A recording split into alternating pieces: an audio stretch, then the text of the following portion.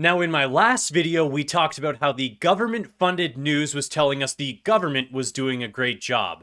In today's video, I think it might be even worse because they've brought on a government-funded economist who is one of the ones who actually signed the letter to put the carbon tax into place. And I think this one is even more important to watch because some of the language she uses, we can understand where her head's at, and some of the things she says later on in the video are so frustrating. I think it's important for us to see the experts that we're listening to when it comes to these government programs. Let's dive into today's video. Last week, dozens of Canadian economists signed a letter in defense of the carbon tax. The letter says it supports healthy public debate, but it should be based on facts and sound evidence. We're joined right now by a signatory. Nancy O'Weiler is a Keep that in mind when they say it should be based on facts and hard evidence for the debate while she's talking, that this is what they said. A professor at Simon Fraser University School of Public Policy. She joins us tonight from Whistler, BC. Thanks for being here.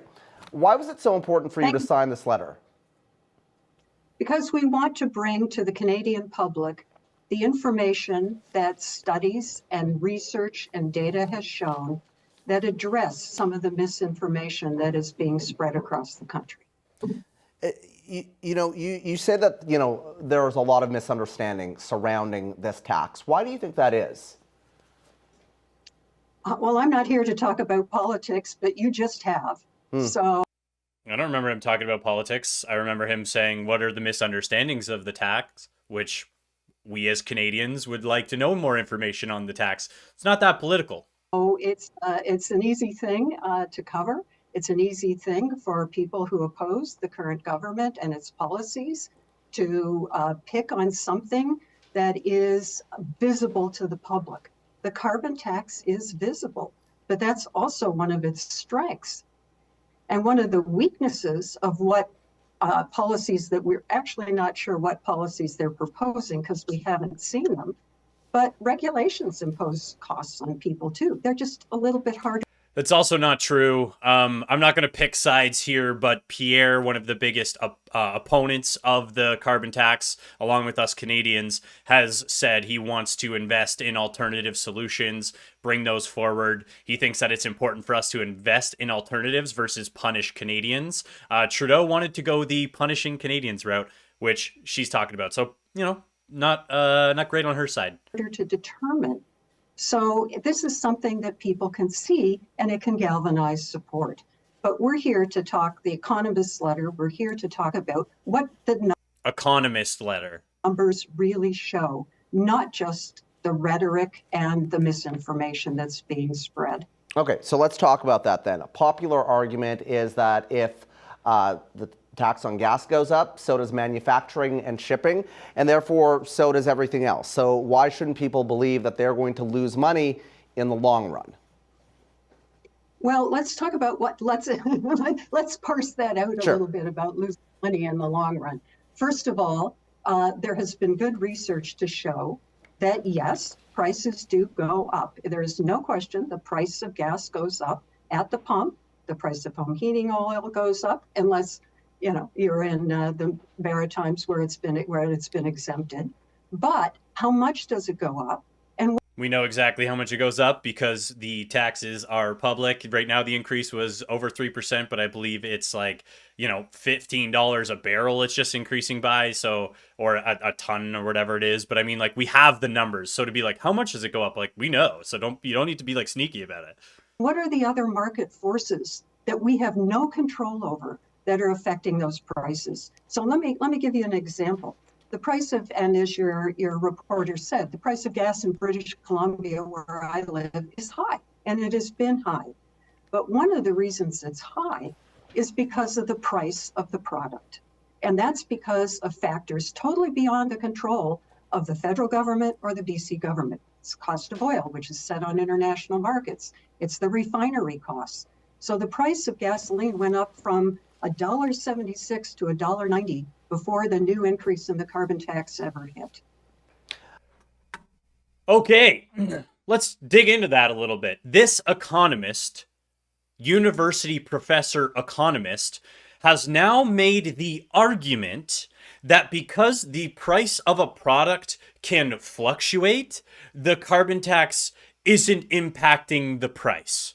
That's nuts. That's so frustrating to hear that level of denial that, well, the prices were still going up before we put this tax increase on April 1st. Well, guess what?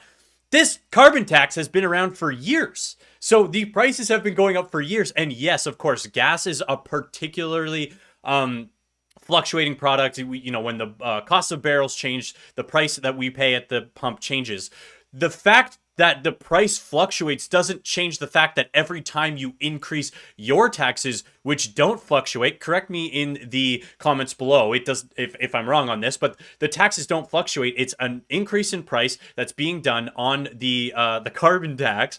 So that's staying steady. So whether the price goes up or the price goes down, yeah, your carbon tax is still bringing up the price overall. It's a price that's being paid extra. She's acting as if it doesn't exist. And this is an economist. And you'll hear later on where her attitude is, where her head's at, because she's not using numbers. She's not using facts like they said at the beginning. Everything she uses is this fugazi of information based on her personal ideology. Well, guess what? She's one of the 250 economists who signed the letter to support this government program of the carbon tax. So it's an ideological based carbon tax. It's not factual. It's not. And when she gets into the other stuff later, oh my gosh, but let's let her finish some of her thoughts here.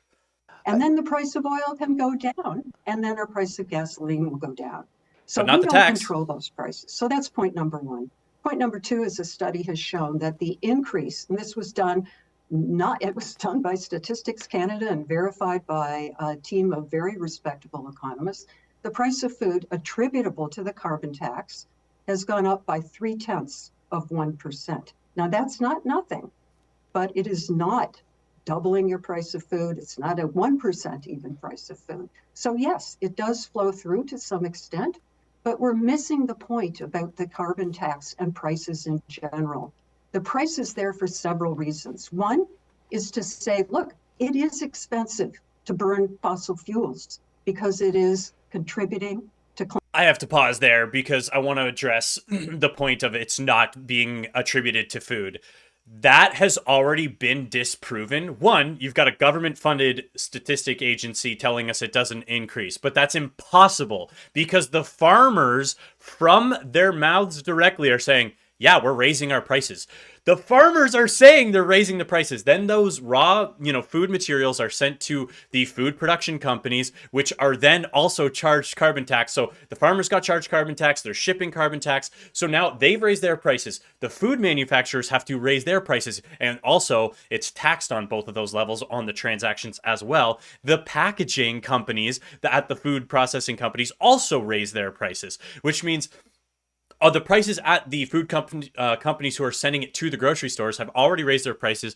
Then it gets to the grocery store who get billed the higher prices and bill us higher prices. And then those higher prices get taxed. So they're taxing the tax and the tax like 3 times, which is crazy. It's absolutely insane to say that it's a third, 0.3%. And then she goes, that's not nothing. She acts as if like that's this, that's the real, that is a negligible number that doesn't really exist. But the problem is with these models is what they do on their base case is they go, oh, well, if every person along the supply chain eats those costs and cuts down on their shipping and does all those things, and they can lower those costs and it can eat those costs, then it doesn't actually increase at all. This is the problem with people like her who've never left the university space, and they went to school, they got their masters, and then they got maybe their doctorate in whatever she studies. I guess economics. It doesn't sound like it to me, but then it's like they're in this bubble where modeling is all they have. They just have modeling, but their modeling is based on nonsense, which then means, oh, well, we're operating off these nonsense models, which is just not reality. So I had to address that point specifically because we know for a fact that the farmers are telling us like, yeah, we're increasing prices. It's making us less competitive. This is really tough on us, and then she's going like, nah, they're not doing it. Nobody's doing it. No, we're not increasing the prices on it. It's a third, 3/10. That's it. Crazy to me. Climate change and the cost to Canadians in the future and even right now of climate change are growing and astronomical. So as people, when they can't get insurance because of climate change, were you willing to pay another 0.3% for food to help fight climate pollution? Were you willing to pay this fake number that I used from a model that has been proven to be incorrect? And now you can't get insurance? Insurance on what? Is that home insurance? Is that auto insurance? Like, you don't even say, like, it's just a random argument from this university professor. Thank you. Thank you, Nancy. The Conservatives, and I know that you don't want to talk politics, but the Conservatives, you know, Nope, did I talk don't. about I'm just this going to letter. talk it for the rest of the They video. said that, you know, when asked about it, that they won't be taking advice from so-called experts to listen, and that they want to listen to the common sense of common people. What would you have to say to that?